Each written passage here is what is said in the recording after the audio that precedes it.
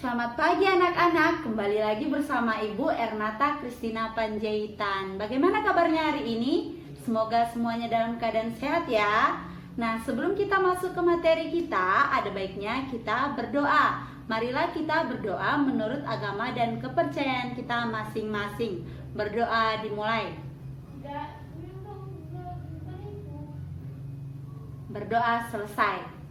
Baiklah, kita masuk ke materi kita tentang PPKN, yaitu materi kita tentang hak dan kewajiban warga negara dalam nilai instrumental sila-sila Pancasila. Nah, minggu lalu kita sudah belajar tentang hak dan kewajiban warga negara dalam nilai dasar. Nah, di sini kita akan belajar mengenai hak dan kewajiban warga negara dalam nilai instrumental sila-sila dalam Pancasila. Baiklah, kita lanjut ke materi kita. Nah, sebelum kita lanjut ke materi kita, ada baiknya kita harus lebih tahu apa kompetensi dasar pada hari ini dan apa indikator pembelajarannya pada hari ini. Nah, di sini Ibu akan jabarkan mengenai kompetensi dasar dan indikator pembelajaran. Nah, kompetensi dasarnya yaitu ada pada 3.1, yaitu menganalisis berbagai kasus pelanggaran hak dan pengingkaran kewajiban warga negara. Nah, karena kita masih dalam bab pertama, nah yaitu KD-nya masih sama seperti minggu lalu ya, yaitu mengenai menganalisis berbagai kasus pelanggaran hak dan pengingkaran kewajiban warga negara. Sama seperti minggu lalu, ini berbicara tentang pengetahuan kalian ya, pengetahuan kalian untuk menganalisis kasus-kasus pelanggaran hak dan pengingkaran kewajiban warga negara. Nah, adapun kompetensi dasar yang kedua yaitu 4.1, yaitu mengenai menyaji pembahasan kasus pelanggaran hak dan pengingkaran kewajiban warga negara. Nah, di sini kita membahas tentang keterampilan kalian dalam menyaji pembahasan kasus pelanggaran hak dan pengingkaran kewajiban warga negara. Paham ya kompetensi dasarnya? Nah, kita masuk ke indikator pembelajaran kita. Indikator pembelajaran kita juga ada dua. Yang pertama yaitu menganalisis substansi hak dan kewajiban warga negara dalam nilai instrumental sila-sila Pancasila. Nah, sedangkan yang kedua yaitu menyusun hasil pembahasan keterhubungan antara hak dan kewajiban warga negara dalam nilai instrumental sila-sila Pancasila. Paham ya mengenai ini? Yang sudah Ibu jelaskan mengenai kompetensi dasar dan indikator pembelajarannya. Nah, sekarang kita masuk ke tujuan pembelajaran. Tujuan pembelajaran kita hari ini ada dua. Nah, yang pertama yaitu kalian anak-anak Ibu diharapkan mampu mendeskripsikan hak dan kewajiban warga negara dalam nilai instrumental sila-sila Pancasila. Nah, yang kedua itu kalian Ibu harapkan dapat menyusun hasil pembahasan kalian mengenai keterhubungan antara hak dan kewajiban warga negara dalam nilai instrumental sila-sila Pancasila. Oke, kita masuk ke materi kita. Nah, di sini kalian pasti bertanya-tanya, apa sih itu nilai instrumental? Nah, di sini akan Ibu jelaskan ya pengantarnya, yaitu nilai instrumental itu merupakan penjabaran ya, penjabaran dari nilai-nilai dasar yang terkandung dalam Pancasila. Nah, inilah nilai instrumental ini penjabaran dari nilai-nilai dasar. Nah, sedangkan nilai-nilai dasar dalam sila-sila Pancasila itu sudah kalian pelajari pada pelajaran minggu lalu. Nah, inilah pelajaran selanjutnya. Oke? Nah, di sini Ibu akan menjelaskan yaitu perwujudan nilai instrumental itu pada umumnya itu berbentuk ketentuan-ketentuan konstitusional ya, mulai dari peraturan perundang-undangan, baik itu undang-undang dasar sampai dengan pemerintahan daerah, yaitu peraturan daerah. Nah, jadi pada pertemuan ini Ibu akan mengajak kalian ya untuk menganalisis keberadaan hak dan kewajiban warga negara dalam Undang-Undang Dasar Negara Republik Indonesia tahun 1945. Nah, yang pertama yaitu mengenai hak atas kewarganegaraan. Nah, hak atas kewarganegaraan ini berada pada pasal 26 Undang-Undang Dasar tentunya ya, ayat 1 dan 2. Apa isinya, Bu? Nah, di sini dikatakan bahwa warga negara itu adalah orang-orang bangsa Indonesia asli dan orang-orang bangsa lain yang disahkan dengan undang-undang sebagai warga negara. Nah, inilah pengertian dari warga negara ya. Oke, kalian harus paham. jangan kalian pikir warga negara sama penduduk itu sama. Nah, di sini berbeda ya, pengertiannya berbeda. Pengertiannya sudah tercantum dalam undang-undang kita bahwa warga negara itu memiliki pengertian yang berbeda dengan penduduk Indonesia. Oke, selanjutnya yaitu penduduk Indonesia. Nah, apa itu penduduk Indonesia? Nah, penduduk Indonesia itu merupakan warga negara Indonesia dan orang asing yang bertempat tinggal di Indonesia. Nah, inilah pengertian dari penduduk Indonesia. Nah, adapun yang menjadi penduduk Indonesia itu sudah saya jelaskan, yaitu baik dia warga negara Indonesia maupun orang asing, asalkan dia bertempat tinggal di Indonesia, itu merupakan penduduk Indonesia. Jadi kalau ada orang asing yang tinggal di Indonesia, itu juga merupakan penduduk Indonesia. Oke? Jadi pasal 26 ini merupakan jaminan ya, jaminan atas hak setiap orang untuk mendapatkan status kewarganegaraannya ya, dan tidak dapat dicabut semena-mena. Jadi status kewarganegaraan kita tidak bisa dicabut semena-mena ya, karena kita sudah memiliki status kewarganegaraan. Nah, itulah pengertian dari warga negara dan penduduk Indonesia. Oke, kita lanjut ya. Yang kedua itu mengenai kesamaan kedudukan dalam hukum dan pemerintahan. Nah, seperti yang kita tahu bahwa negara Republik Indonesia kita itu menganut asas bahwa setiap warga negara itu mempunyai kedudukan yang sama di hadapan hukum dan pemerintahan. Nah, coba kalian amati gambar di samping, gambar pada slide ini. Nah, ditunjukkan bahwa di situ bahwa mau dia pekerjaannya penjual bakso, mau pekerjaannya nelayan, mau pekerjaannya polisi, mau pekerjaannya petani sekalipun, kita itu memiliki kedudukan yang sama di depan hukum, oke? Dan pemerintahan. Oke, di sini termuat di dalam pasal 27 ayat 1. Apa katanya? Bahwa segala warga negara itu bersamaan kedudukannya di dalam hukum dan pemerintahan, dan wajib kita sebagai warga negara itu wajib menjunjung hukum dan pemerintahan itu dengan tidak ada kecualinya. Nah, di sini sudah termuat hak dan kewajiban kita sebagai warga negara. Apa haknya, Bu? Nah, haknya di sini kita sebagai warga negara itu memiliki kesamaan kedudukan di depan hukum, oke? Sedangkan kewajiban kita sebagai warga negara itu harus menjunjung hukum dan pemerintahan dengan tidak ada kecualinya, oke? Jadi hal ini menunjukkan bahwa keseimbangan antara hak dan kewajiban dan tidak adanya diskriminasi, oke? Diskriminasi di antara warga negara mengenai kedua hal tadi ya. Jadi pasal 27 ayat 1 ini merupakan jaminan ya, jaminan hak warga negara atas kedudukan yang sama dalam hukum dan pemerintahan. Nah, serta merupakan kewajiban warga negara untuk menjunjung hukum dan pemerintahan. Paham ya sampai sini? Nah, kita masuk ya, yang selanjutnya itu mengenai hak atas pekerjaan dan penghidupan yang layak bagi kemanusiaan. Itu termuat dalam pasal 27 ayat 2. Apa isinya, Bu? Nah, isinya di sini, tiap-tiap warga negara itu berhak atas pekerjaan dan penghidupan yang layak bagi kemanusiaan. Nah, dapat kalian lihat gambar yang sudah Ibu tampilkan. Nah, di sini banyak macam-macam profesi, baik dia pekerja kantoran, sekretaris, mau dia dokter, mau dia perawat, mau dia kerja bangunan. Oke, kita memiliki hak untuk mendapatkan pekerjaan dan memiliki hak juga untuk menghidupi diri kita dengan layak ya. Oke, jadi pada pasal ini juga baik itu berbagai peraturan perundang-undangan yang mengatur pasal ini, seperti yang terdapat dalam Undang-Undang Agraria, Perkoperasian dan sebagainya, itu bertujuan untuk menciptakan lapangan kerja agar warga negara itu memperoleh penghidupan yang layak. Paham ya? Jadi kita itu sebagai warga negara. Nah, kalian kalau sudah besar nanti, sudah tamat dari sekolah ini, kalian juga memiliki hak ya, hak untuk mendapatkan pekerjaan dan untuk hidup seperti layaknya dan berhasil ya tentunya. Oke, paham ya? Nah, kita lanjut yang keempat, yaitu mengenai hak dan kewajiban bela negara. Nah, bela negara itu jangan kalian kira yang membela negara itu hanya TNI. Kalian salah ya.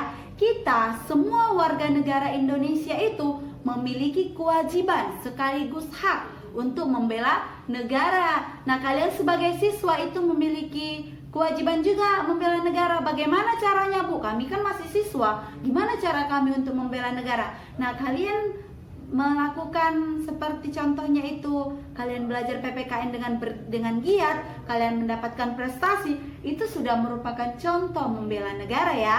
Nah, kita masuk ke materi kita. Hak dan kewajiban bela negara itu termuat di dalam pasal 27 ayat 3. Apa isinya? Isinya yaitu setiap warga negara berhak dan wajib ikut serta dalam upaya pembelaan negara. Jadi kalau kalian selama ini berpikiran bahwa hanya TNI yang melakukan pembelaan negara, kalian salah ya. Kita semua warga negara Indonesia itu memiliki hak sekaligus kewajiban untuk membela negara. Sesuai profesi atau bidang kita masing-masing, kita mampu untuk membela negara kita. Jadi di sini dikatakan bahwa upaya pembelaan negara itu merupakan hak sekaligus menjadi kewajiban bagi kita setiap warga negara Indonesia. Paham ya? Oke, kita lanjut ya mengenai kemerdekaan berserikat dan berkumpul. Itu termuat dalam pasal 28. Itu menetapkan bahwa hak warga negara untuk berserikat dan berkumpul serta mengeluarkan pikiran secara lisan maupun tulisan. Jadi di pasal ini kita dapat menemukan ada 3 hak kita sebagai warga negara, yaitu yang pertama hak kebebasan berserikat, yang kedua hak kebebasan berkumpul, dan yang terakhir yaitu hak kebebasan untuk berpendapat. Jadi kita sebagai warga negara itu mempunyai hak ya, hak untuk berserikat, hak untuk berkumpul, dan hak untuk menyatakan pendapat. Nah, contoh kecilnya saja seperti kalian sebagai siswa, kalian itu memiliki hak untuk menyampaikan pendapat kalian atau aspirasi kalian ketika kalian di dalam kelas. Bu, menurut saya pernyataan si Ani itu salah loh, Bu. Nah, seperti itu ya, kalian memiliki hak untuk mendapatkan pendapat, memberikan pendapat kalian ya. Oke, paham sampai sini ya. Jadi dalam melaksanakan ketiga hak tersebut, kalian tentunya memiliki kewajiban. Apa kewajibannya? Nah, yaitu setiap warga negara itu berkewajiban mematuhi berbagai ketentuan yang mengaturnya. Oke, jadi pada masa-masa COVID ini, jangan kalian ambil kesempatan untuk merealisasikan pasal ini, kalian berkumpul, kalian berserikat, kalian nongkrong. Nah, itu tidak bisa ya. Jadi kalian harus membedakan konteksnya, oke? Nah, konteks seperti ini kalian belum bisa berkumpul. Jadi ini maksudnya itu hak kebebasan untuk berkumpul, menyatakan pendapat ini ketika negara kita sudah mulai normal ya. Paham sampai sini? Oke, kita lanjutkan mengenai kemerdekaan memeluk agama. Nah, coba kalian amati gambar di samping.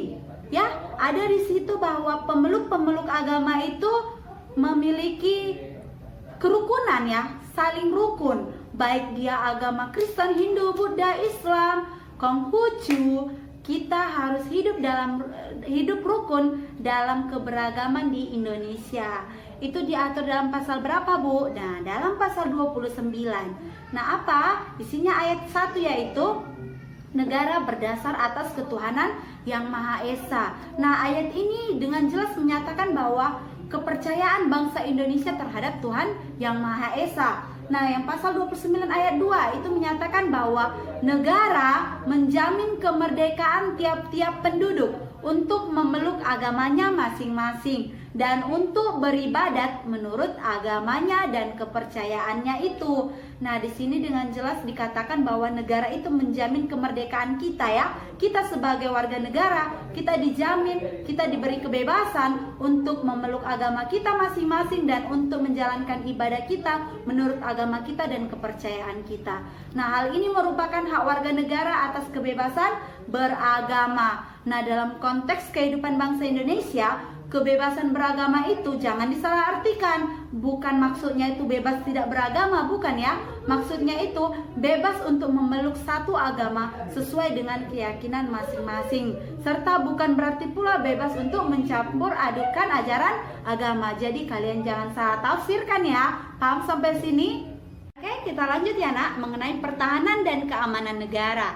Nah, pertahanan dan keamanan negara itu dalam Undang-Undang Dasar Negara Republik Indonesia tahun 1945 itu dinyatakan dalam bentuk hak dan kewajiban yang dirumuskan dalam pasal 30 ayat 1 dan 2. Jadi ketentuan tersebut itu menyatakan hak dan kewajiban warga negara itu untuk ikut serta dalam usaha pertahanan dan keamanan negara. Apa isi pasal 30 ayat 1, Bu? Nah, isinya itu pasal 1, tiap-tiap warga negara itu berhak dan wajib ikut serta dalam usaha pertahanan dan keamanan negara. Jadi ayat 2 itu apa? Usaha pertahanan dan keamanan negara itu dilaksanakan melalui sistem pertahanan dan keamanan negara atau disingkat dengan Sishankamrata. Nah, di sini dikatakan bahwa TNI dan Polri itu dikatakan sebagai kekuatan utama ya, kekuatan utama, sedangkan rakyat itu dikatakan sebagai kekuatan pendukung. Paham ya di sini?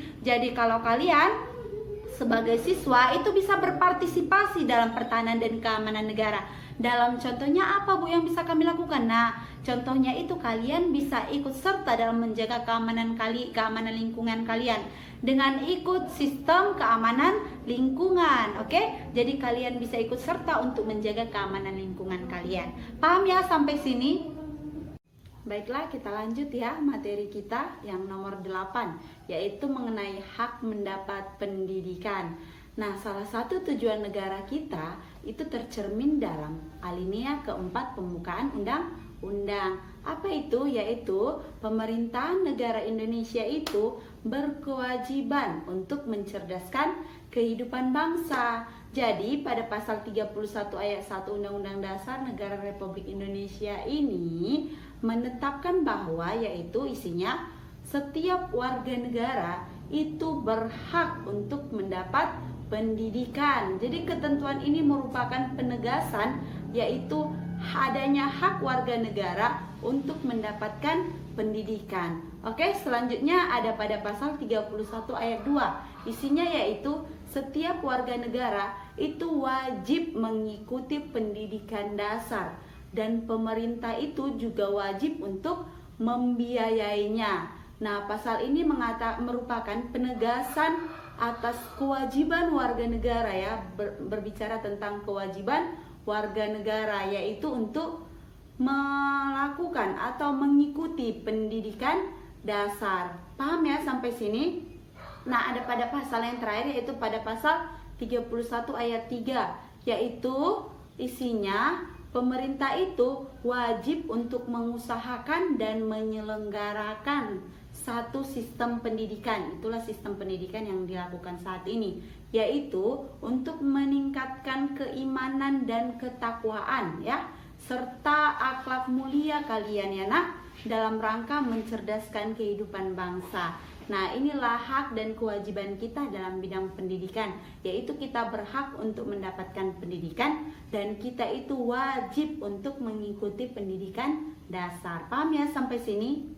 Baik, kita lanjut ya. Yang selanjutnya yaitu mengenai kebudayaan nasional Indonesia. Itu termuat di dalam pasal 32 ayat 1 Undang-Undang Dasar. Apa isinya? Isinya yaitu negara memajukan kebudayaan nasional ya, di tengah peradaban dunia dengan menjamin kebebasan masyarakat dalam memelihara dan mengembangkan nilai-nilai budayanya. Nah, jadi ini merupakan penegasan atas jaminan hak kita sebagai warga negara untuk mengembangkan nilai-nilai budaya kita ya.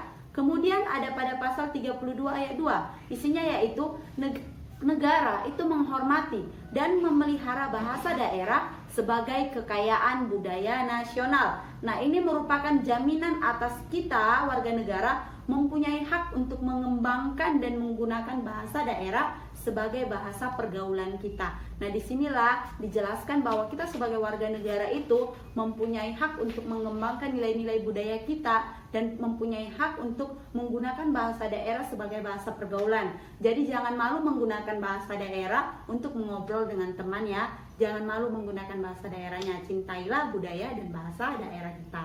Paham ya? Baik, kita lanjut ya mengenai perekonomian nasional. Nah, perekonomian nasional itu termuat di dalam pasal 33 ada yaitu terdiri dari 5 ayat. Isinya yang pertama yaitu perekonomian itu disusun sebagai usaha bersama berdasar atas asas kekeluargaan. Nah, ayat kedua yaitu cabang-cabang produksi yang penting bagi negara dan yang menguasai hajat hidup orang banyak itu dikuasai oleh pemerintah atau oleh negara ya. Yang ketiga, bumi, air, dan kekayaan alam yang terkandung di dalamnya itu dikuasai oleh negara dan dipergunakan, catat ya, dipergunakan untuk sebesar-besarnya untuk kemakmuran rakyat. Nah, yang ayat keempat yaitu perekonomian nasional itu diselenggarakan berdasarkan atas demokrasi ekonomi dengan prinsip kebersamaan, efisiensi berkeadilan, berkelanjutan, berwawasan lingkungan, kemandirian, serta dengan menjaga keseimbangan kemajuan dan kesatuan ekonomi nasional. Itulah prinsip-prinsip yang digunakan oleh perekonomian nasional. Nah, ayat terakhir yaitu ketentuan lebih lanjut mengenai pelaksanaan pasal ini diatur dalam undang-undang. Jadi kalau kalian mau mendalami mengenai pasal perekonomian nasional ini, kalian bisa membuka undang-undang. Jadi di sini dikatakan bahwa ketentuan pasal 33 ini merupakan jaminan hak kita sebagai warga negara untuk apa? Atas usaha perekonomian. Jadi kita sebagai warga negara itu memiliki hak untuk bisa berusaha dalam bidang ekonomi, dan hak kita juga sebagai warga negara yaitu untuk mendapatkan kemakmuran. Paham ya? Baik, kita lanjut ya mengenai kesejahteraan sosial. Ini yang terakhir. Ini materi kita yang terakhir yaitu mengenai kesejahteraan sosial. Nah, masalah kesejahteraan sosial ini diatur dalam Undang-Undang Dasar Republik Indonesia pasal ke-34. Ini terdiri atas 4 ayat. Apa isinya? Yang ayat pertama yaitu fakir miskin dan anak-anak yang terlantar itu dipelihara oleh negara. Nah, bisa kalian lihat gambar yang telah Ibu berikan. Di situ termuat bahwa kumpulan dari fakir miskin atau anak-anak terlantar atau anak-anak yang kurang mampu itu dipelihara oleh negara. Nah, yang ayat kedua yaitu negara itu mengembangkan sistem jaminan sosial ya bagi seluruh rakyat dan memberdayakan masyarakat yang lemah dan tidak mampu sesuai dengan martabat kemanusiaan ya. Jadi di sini negara mengembangkan sistem jaminan sosial bagi seluruh rakyat dan memberdayakan masyarakat yang tidak mampu, oke? Ataupun yang lemah. Nah, yang ayat yang ketiga yaitu negara bertanggung jawab atas penyediaan fasilitas pelayanan kesehatan dan fasilitas pelayanan umum. Nah, di sini dikatakan bahwa negara itu bertanggung jawab untuk menyediakan kepada kita warga negara untuk fasilitas pelayanan umum dan pelayanan kesehatan yang layak dipakai, oke? Yang selanjutnya yaitu ketentuan lebih lanjut mengenai pelaksanaan pasal ini diatur dalam undang-undang. Jadi kalau kalian mau membacanya lebih lagi, maka bukalah undang-undang kalian tentang kesejahteraan sosial. Oke? Jadi pada pasal 34 ini memancarkan semangat untuk mewujudkan keadilan sosial, yaitu sila ke-5.